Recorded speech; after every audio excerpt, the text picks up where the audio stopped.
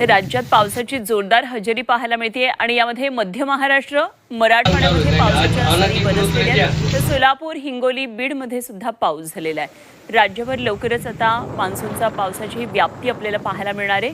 मात्र सध्याची जोरदार हजेरी आहे. मान्सून पूर्व पावसाची काही ठिकाणी मान्सूनच्या सरी बरसतात. कोकणामध्ये तळ कोकणात मान्सून दाखल झालाय, तर मध्य महाराष्ट्र आणि मराठवाड्यामध्ये पावसाच्या सरी बरसल्यात.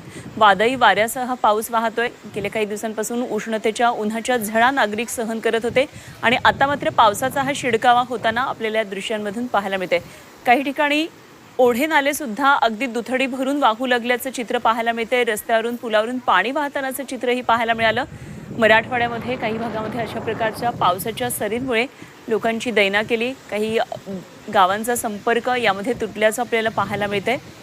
तर अनेक ठिकाणी पावसानं नुकसान सुद्धा करायला सुरुवात केली आहे. पाऊस अचानकपणे अतिप्रमाणामध्ये बरसला, त्यामुळे काही ठिकाणी पावसानं नुकसानही केल्याचं पाहायला मिळतंय.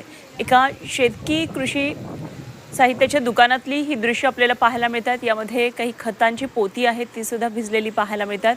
तर राज्यात पावसाची जोरदार हजेरी आहे. सोलापूर, हिंगोली, बीडमध्ये अशा प्रकारचा जोरदार पाऊस झाला आहे. त्यामध्ये अगदी गुडघाभर पाणी साचल्याच्या सुद्धा घटना घडल्यात. तर सोलापूर, हिंगोली आणि बीडमधली काही दृश्य आपल्याला पाहायला मिळतात. सोलापूरमध्ये वादळी वाऱ्यासह हा पाऊस बरसलेला आहे. खरं तर गेल्या अगदी 15 दिवसांपूर्वीच आपण पाहिलं, सोलापूरचं तापमान हे 45 अंशांच्या पुढे गेलेलं होतं आणि सोलापूरमध्ये काहिली होत होती. मात्र आता पावसाचा शिडकावा पडतोय. तर हिंगोलीमध्ये 2 गावांचा संपर्क तुटल्याचं पाहायला मिळालं. पुलावरून अक्षरशः पाणी ओसंडून वाहत होतं. तर बीडमध्ये इतका जोरदार पाऊस झाला की एका शेतमालाच्या दुकानामध्ये अशा प्रकारे गुडघाभर पाणी साचलं आणि शेतीमालाचं नुकसान झालं.